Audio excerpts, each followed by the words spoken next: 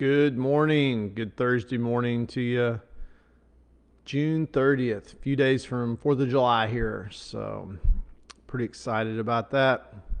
So, this week, been talking about how information can really create momentum and leverage within who we are. So, information, stories, stuff like that moves what people see. So, I've been sharing some examples the last few days, the 3 feet from gold story, the acres of diamonds. Today I want to talk about the 4 minute mile. The guy who ran the 4 minute mile, Bannister was his last name. So up until the point where he run that 4 minute mile, all these experts said it couldn't be done. Even I believe it was heart surgeons said that your heart would explode if you run a 4 minute mile. So there was all this information out there on why it could not be done. But at the end of the day, this guy pieced together kind of like a blueprint, small sections of this 4 minute mile.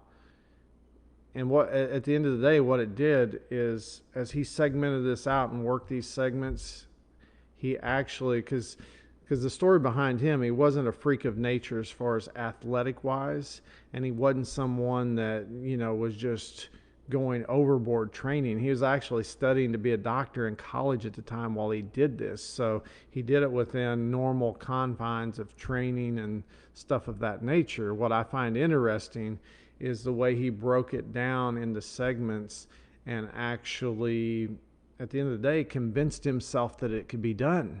The way he broke things down strategically actually convinced himself that it could be done. Kind of like the Top Gun movie, the new one. It shows, Tom Cruise in there. These guys have got to go at the end of the movie. They got to go do this crazy mission that a lot of them don't believe it could be done. And during the simulation, it's so dangerous they can't really simulate it.